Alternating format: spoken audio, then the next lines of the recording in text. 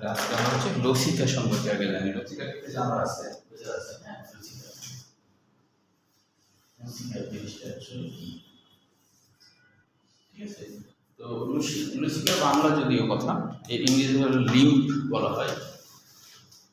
ইংরেজিতে বলা হয় লিম্ফ, ইংরেজিটা দেওয়া নেই মনে হয়, তো ইংরেজিটা হলো লিম্ফ।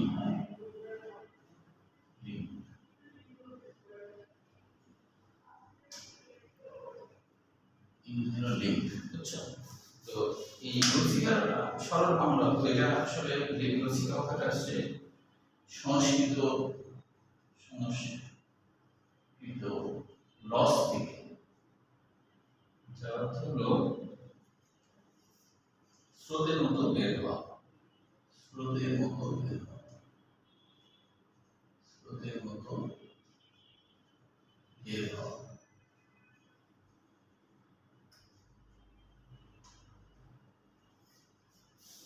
তো এখন একটু ছবির সাহায্যে দেখো যে লসিকা জিনিসটা আসলে কি। যে কোনো অর্গান, হ্যাঁ, যে কোনো একটা অর্গানে, যে কোনো অর্গানে যদি ধমনী যায়,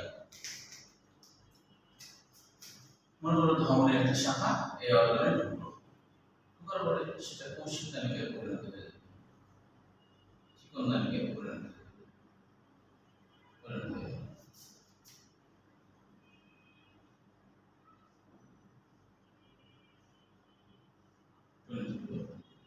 ধরে এটা ধমনী, অক্সিজেনযুক্ত রক্ত যাচ্ছে, এখানে শিরা হয়ে গেছে, শিরা।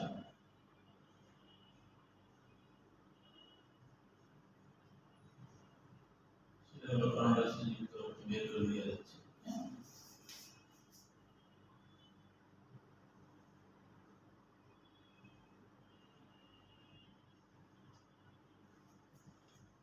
মাঝের এটার নাম হলো কৌশিক জালিকা বা রক্তজালক। এখন লসিকা জিনিসটা কি? লসিকাটা হলো যে যখন ধমনী কোনো অর্গানের মধ্যে যায় তখন তো চিকন চিকন নালিকাতে পরিণত হয়, তার নাম কৌশিক নালিকা। কৌশিক মানে কি? কেশ, চুলের মতো চিকন হয়ে গেছে। হ্যাঁ, তো যার জন্য হয় কি এখানে খুব প্রেশার থাকে, যে রক্ত যখন জোরে এর মধ্যে দিয়ে যায়, চিকনের মধ্যে দিয়ে যায়, তখন খুবই প্রেশার।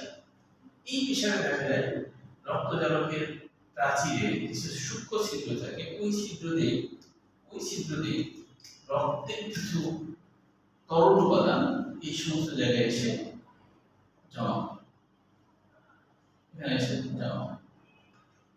তো এই জন্য এর নাম আসলে লসিকা, যেহেতু হলো স্রোতের মতো বের হয়, এরা হলো বের হয় কি স্রোতের মতো বের হয়, বুঝছো? এই জন্য নাম হচ্ছে লসিক লসিকা। এখন যদি এটা বারবার বের হতে থাকে আর বারবার যদি এখানে জমতে থাকে, তাহলে একটা সমস্যা, জায়গাটা একবারে বেশি ফুলে উঠবে মাংসপেশিটা বা যে অঙ্গাণু। তো সেই জন্য আল্লাহ কি করছে, এখানে অতিরিক্ত একটা নালী আছে। অতিরিক্ত নালীটা আবার কি করে, এই যে অতিরিক্ত নালীর কাজ হলো এই লসিকা গুলাকে তোমার হচ্ছে বের করে নিয়ে আসে, বের করে নিয়ে আসে। তাই এই লসিকাগুলো এখন হলো এই নালীতে লসিকাগুলো সব ব্যাপক মাধ্যমে ঢুকে যায়। কারণ যদি এটা জমতে থাকে তাহলে সমস্যা না, তখন এটা হলো লসিকা নালীর মাধ্যমে এটা পরবর্তীতে হয়ে যায় আমার শিরাতে দিয়ে যুক্ত হয়। যদি না যুক্ত হয় তাহলে তো রক্ত শেষ হয়ে যাবে, রক্তের পানীয় উপাদান তো শেষ হয়ে যাবে না। তো সেজন্য আবার একটা অতিরিক্ত নালী দিয়ে এই লসিকাগুলা, পানীয়গুলা, তরলগুলা আবার শোষণ করে শিরাতে পৌঁছে, বুঝছো? তাহলে প্রতিনিয়ত এই কাজটা হচ্ছে। প্রেশারের কারণে রক্তজালক বের করে কিছু রক্তের পানীয় উপাদানগুলা, হ্যাঁ, সবাই আসতে পারে না, যেমন লৌহগুলো আসতে পারে না, যার জন্য এটা পানির মতো বের হয়। লৌহগুলো খাইতে বের হতে পারে, মানে লৌহগুলো বড় বের হতে পারে, বুঝছো? কিছু শ্বেত কণিকা বের হতে পারে, কিন্তু হলো অনুচক্রিকা বা লৌহ কণিকা বের হতে পারে না। বড় বড় প্রোটিন এগুলো বের হতে পারে না। তো এর মধ্যে কিছু খনিজ লবণ, কিছু গ্লুকোজ, গ্লুকোজ, ল্যাকটোজ, এরকম ছোট ছোট শর্করাগুলা এবং হচ্ছে ছোট অ্যামাইনো অ্যাসিড, ছোট প্রোটিনগুলা, এগুলো বের হতে পারে। কিন্তু লৌহ কণিকা বের হতে পারে না বলে এই জায়গাটা বেরোতে পারে না বলে এখানে এরা কি লাল হয় না, লোহিত অণুকে নাই তো তাই লাল হয় না, লসিকা পানির মতো, লসিকা পানি। বুঝতে পারছো? এটাই হলো লসিকার মূল কথা। এখন দেখো বৃহদান্তে পরিপাক, মূলত বৃহদান্তে তেমন কোনো পরিপাক হয় না, এখানে জাস্ট অতিরিক্ত পানিগুলো রক্তে মিশে, কিছু লবণ জাতীয় উপাদান রক্তে মিশে আর বাকিগুলো মল হিসেবে জমা হয়। এই কথাটা এখানে থেকে কোশ্চেন হয় না। তবে আত্তীকরণ কাকে বলে এটা জ্ঞানমূলক কোশ্চেন। আত্তীকরণ হলো শোষিত খাদ্যবস্তু প্রোটোপ্লাজমে পরিণত বা রূপান্তরিত করার পদ্ধতি হলো আত্তীকরণ।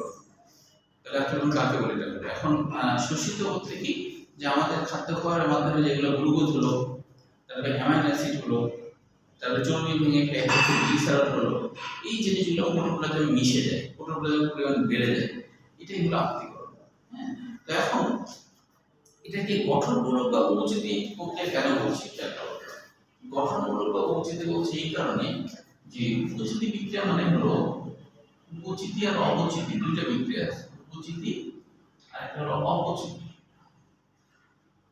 অপচিতি এদেরকে ইংরেজিতে বলা হয়, এটা হলো অ্যানাবলিজম, অ্যানাবলিজম, এটাকে বলা হয় ক্যাটাবলিজম, ক্যাটাবলিজম। তো উপচিতিতে একটা কথা মনে রাখতে হবে, এখানে আছে পশু, তার মানে কি উৎপাদন হলো, এখানে কি উৎপাদন হলো, তো আর এখানে অস, তার মানে কি এখানে অপচয় হবে, অপচয় হবে। তাহলে এখানে একটা উদাহরণ কি, যেমন ধরো সালোক সংশ্লেষের সময় শর্করা উৎপাদন হয়, তাহলে এই শর্করা উৎপাদন এটা হলো একটা উপচিতি, মানে উৎপাদনমূলক। আর অপচয় কোনটা? গ্লুকোজ ভেঙে এটিপি তৈরি হওয়া, গ্লুকোজ ভেঙে, তাহলে এটা অপচয় হলো, গ্লুকোজ ভেঙে এটিপি তৈরি, তাহলে এটা হচ্ছে অপচয় হলো, গ্লুকোজ তো ক্ষয় হয়ে গেল, তাহলে এটা অপচিত। তাহলে এটা একটা হলো উপচিতি, একটা হলো অপচিতি। এখন প্রোটোপ্লাজমে মিশে যাওয়াটা কেন উপচিতি হলো? কারণটা হলো গ্লুকোজগুলো যেমন যায় প্রোটোপ্লাজমের সাথে মিশে যায়, প্রোটোপ্লাজমের পরিমাণ বেড়ে যায়, অ্যামাইনো অ্যাসিডগুলো প্রোটোপ্লাজমের মধ্যে মিশে যায়, মিশে যাওয়ার পর অ্যামাইনো অ্যাসিডগুলো কিন্তু নতুন করে আবার প্রোটিন তৈরি করে প্রোটোপ্লাজমের মধ্যে, তাহলে কি এখানে তো তৈরি হচ্ছে, প্রোটিন তৈরি হচ্ছে না? তো এই জন্য এটাকে বলা হচ্ছে যে এই আত্তীকরণটা একটা হলো উপচিতি বিক্রিয়া, মানে উৎপাদনমূলক বিক্রিয়া। বুঝতে পারছো? তারপর আর কিছু নাই এখানে। এবার দেখো আন্তরিক সমস্যা, অজীর্ণতা, এগুলো যদিও সোজা, তুমি নিজে নিজে বুঝবা, তবে তারপর আমি একটু মূল বিষয়গুলো বলি। যেমন ডিসপেপসিয়া জিনিসটা কি? ডিসপেপসিয়া হলো, দেখো ডিস মানে অস্বাভাবিক, অজীর্ণতা মানে হজম না হওয়া বোঝায়, তবে এটা যদি আমরা বিশ্লেষণ করি, ডিস মানে হলো অস্বাভাবিক,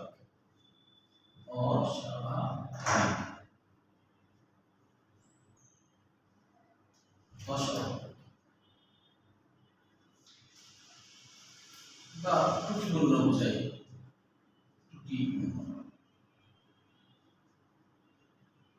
আর তারপর পেপসিয়া মানে হজম, পেপসিয়া মানে হজম, তাহলে ত্রুটিপূর্ণ হজম, হজম ঠিকঠাক না হওয়া, এটাই হলো অজীর্ণতা, তাহলে এখানে কি কি হয় অজীর্ণতা? এটা মনে রাখবা, দুটো ভাবে আছে, পেটের উপরের দিকে ব্যথা হবে, পেট ফাঁপা হবে, পেট ভরা মনে হবে, বুক জ্বালা, বমি ভাব, এগুলো হচ্ছে সমস্যা। এরপরে হলো আমাশয়, নামটা কেন আমাশয় হলো এটা মনে রাখতে হবে, ডিসেন্ট্রি বা আমাশয় নামটা কেন হয়েছে। দেখো এখানে ডিস মানে অস্বাভাবিক আমাশয়ের ক্ষেত্রে, আর অ্যান্টেরর মানে অন্তের অস্বাভাবিকতা। তাহলে ডিসেন্ট্রি কথাটা আসছে ডিস মানে অস্বাভাবিক,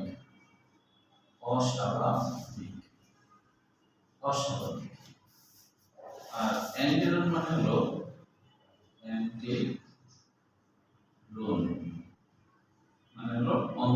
অন্ত্র মানে কি?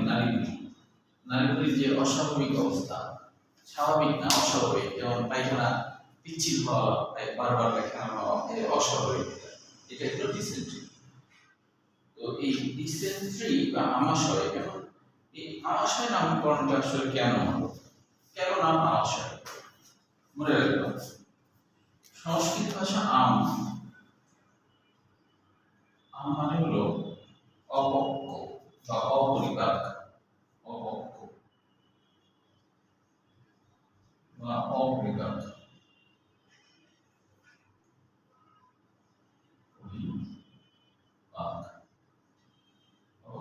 অপরিপাক।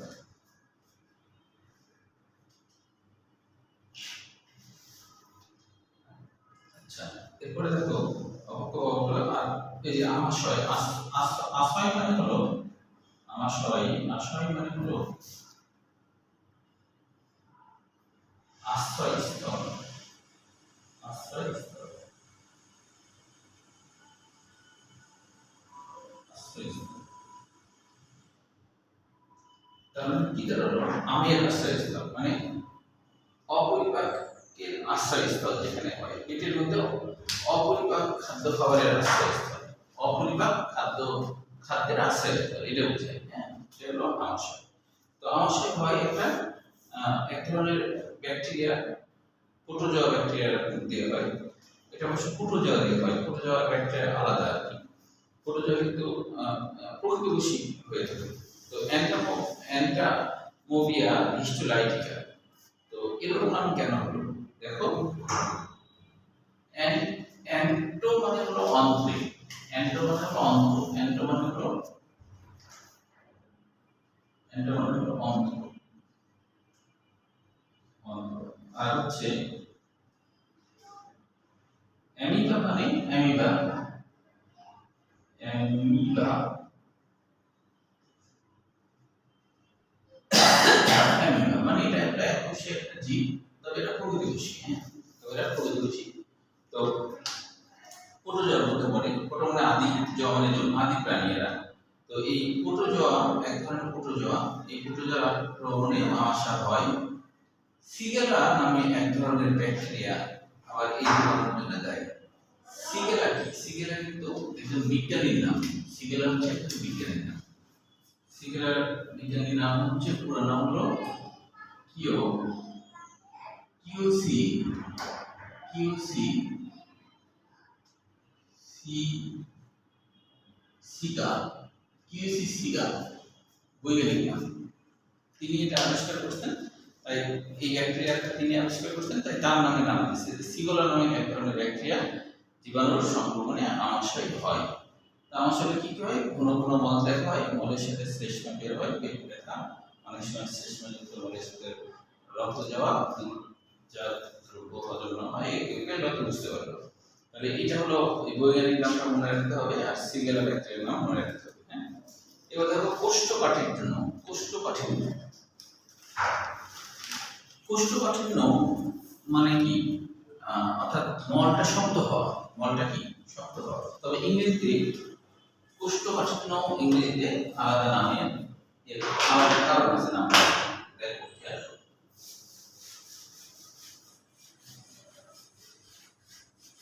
সেটা হলো কনস্টিটিউশন, যেটা বলছে যে কনস্টিপেশন, যেটা বলছে কন মানে হলো একসাথে, কন মানে হলো একসাথে, কন মানে একসাথে। আর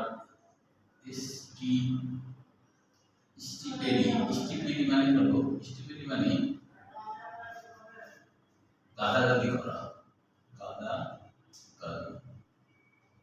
গাদাগাদি করা, হাসাহাসি করে বলে দেওয়া, হাসাহাসি করে, হাসাহাসি করে বলে দেওয়া। তার মানে একসাথে অনেক মল এসে তোমার জমা হয় খুব ঠাসাঠাসি করে, মানে ভিতরে কোনো পানি না থাকার কারণে খুবই কাছাকাছি রিলেট হয়ে থাকে। তো একসাথে অনেক মল এসে দলা বাঁধিয়ে থাকে, এটা বোঝায়। এটাই হলো আসলে কোষ্ঠকাঠিন্য বা কনস্টিপেশন। বুঝতে পারছো? তাহলে কোষ্ঠকাঠিন্য এটা কোনো ব্যাকটেরিয়া বা কোনো জীবাণুর কারণে হয় না, এটা হয় হচ্ছে যে অনেকগুলো কারণ আছে, তার মধ্যে হলো কেউ যদি দুশ্চিন্তা বেশি করে, কেউ যদি তেল জাতীয় খাবার বেশি খায়, আঁশ জাতীয় খাবার না খায়, শাকসবজি না খায়, পানি কম খায়, তাহলে এই ধরনের রোগ হয়। তখন কি হয় জানো, তখন মলটা খুব ধীরে ধীরে নিচের দিকে নামে। যখন ধীরে ধীরে নামে তখন কি হয়, পরিপাকতন্ত্রের আশপাশে যে রক্ত জল আছে না, ওরা তখন মল থেকে বেশি পরিমাণে পানি শোষণ করে নিতে পারে। বেশি পরিমাণে পানি শোষণ করে নিলে পানি আর থাকে না মলে, তখনই মনে করো রিলেট হয়ে যায় আমটা, তখন খুব শক্ত হয় ওটাই। হ্যাঁ, এরপরে দেখো গ্যাস্ট্রিক ও পেপটিক আলসার। তো গ্যাস্ট্রিক ও পেপটিক আলসার কি, যে মনে রাখবা যে ল্যাটিন শব্দ গ্যাস্টার, ল্যাটিন শব্দ গ্যাস্টার মানে হলো পাকস্থলী বুঝে। ল্যাটিন শব্দ গ্যাস্টার মানে পাকস্থলী।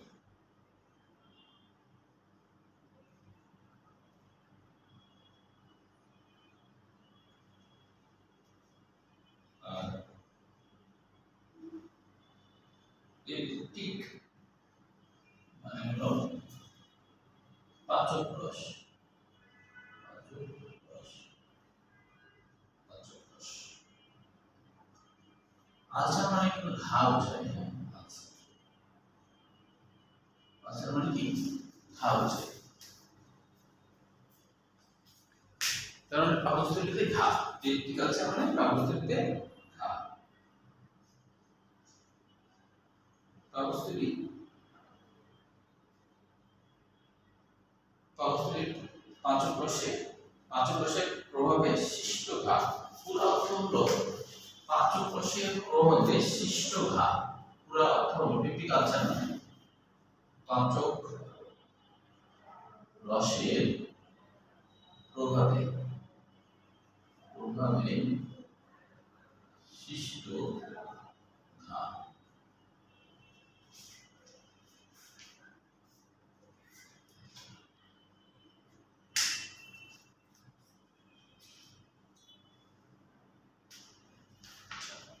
তাহলে এটা এই বর্ণনা তুমি বুঝতে পারবা। হ্যাঁ, তবে এখানে বৈজ্ঞানিক নামগুলো, যেমন এখানে একটা ব্যাকটেরিয়া নাম আছে, দেখো পরের পৃষ্ঠায়, যে হেলিকোব্যাক্টার পাইলোরি। পাইছো? হেলিকোব্যাক্টেরিয়া পাইলোরি, এটা মনে রাখতে হবে। এটা একটা ব্যাকটেরিয়া, এটার কারণে পেপটিক আলসার হয়। তো হেলিকোব্যাক্টার নামকরণটা কেন হলো? আসলে হেলিকো কথাটা আসছে, হেলিকো মানে সুরবিলাকার, হেলিকো মানে সুরবিলাকার, হেলিকো মানে সুরবিলাকার। এই ব্যাকটেরিয়াটা দেখতে সুরবিলাকার, ব্যাকটেরিয়া দেখতে কেমন সুরবিলাকার। সুরবিলাকার মানে বুঝো যেরকম সাপের মতো, ব্যাকটেরিয়াটা দেখতে এরকম সাপের মতো। হ্যাঁ, তো সাপের মতো, তাই এর নাম হলো হেলিকো ব্যাকটেরিয়া, মানে ব্যাকটেরিয়াটা দেখতে সাপের মতো। পাইলোরাস কথাটার অর্থ কি? পাইলোরাস, পাইলোরাসের সরল বাংলা অর্থ দারোয়ান। কেন নাম দারোয়ান আছে? কারণ দেখো পাকস্থলীতে এরকম ধরনের তোমার হচ্ছে আছে। তো এই জায়গায় এক ধরনের মাংসপেশির বেড়ি আছে। তো এই মাংসপেশির বেড়িটা তোমার হচ্ছে একবার বন্ধ হয় একবার খুলে, একবার বন্ধ হয় একবার খুলে। হ্যাঁ, মানে বন্ধ থাকে কখন? যখন কোনো খাবার এখানে আসে না, তখন এটা বন্ধ।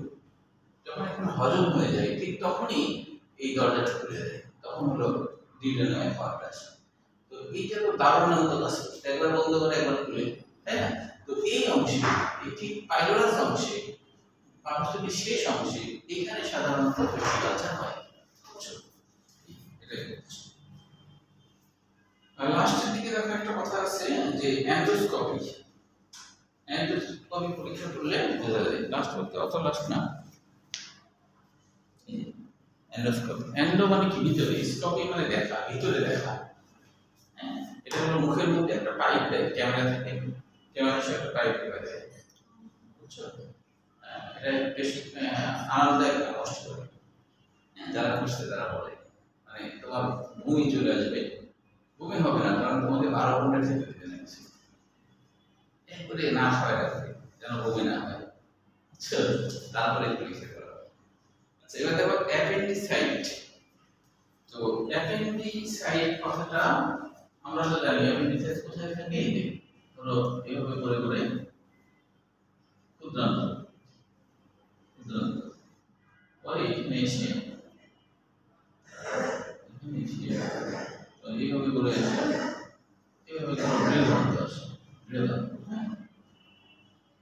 বৃহদান্তে এখানে একটা এরকম একটা আঙ্গুলের মতো জিনিস থাকে আর কি।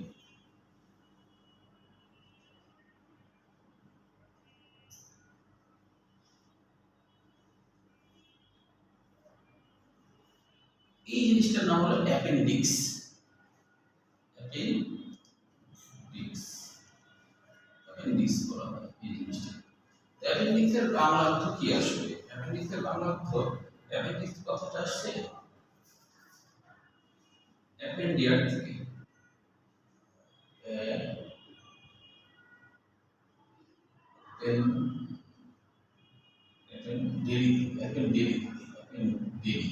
অ্যাপেন্ডিয়ারি মানে ঝুলে থাকা, ঝুলে থাকা,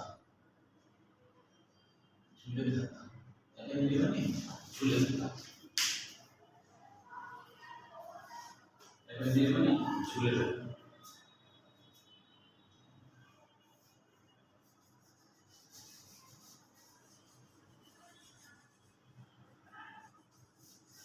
অ্যাপেন্ডিয়ারি মানে ঝুলে থাকা। এখন দেখো শেষে আছে অ্যাপেন্ডিক্স, তো তার কাছে আইটিস, শেষে আইটিস।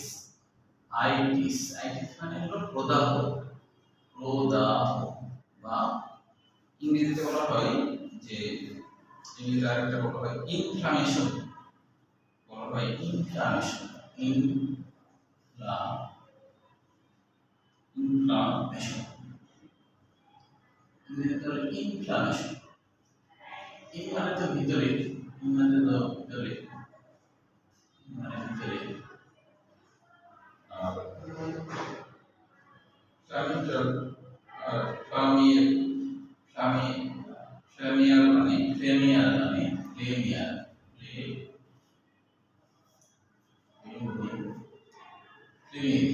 ফ্লেমিয়ারি বা ফ্লেম মানে হলো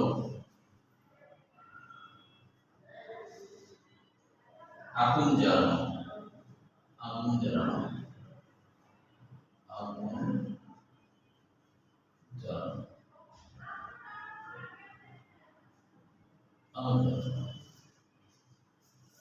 তো কাহিনীটা কি, মানে যখন এর মধ্যে যদি ব্যাকটেরিয়া চলে যায় এবং ইনফেকশন ঘটায়, মানে ব্যাকটেরিয়া যদি এখানে ক্ষত করতে শুরু করে, তখন এটা বলা হয় অ্যাপেন্ডিসাইটিস। মানে ঝুলে থাকা বস্তুতে প্রদাহ হচ্ছে, মানে আগুন জ্বলানোর মতো ব্যথা করছে, মানে যখন আমাদের হচ্ছে ব্যথাটা আগুন জ্বলানোর মতো জ্বলে পুড়ে যায়, ওটাকে বলা হয় ইনফ্লামেটরি, ইনফ্লামেটরি।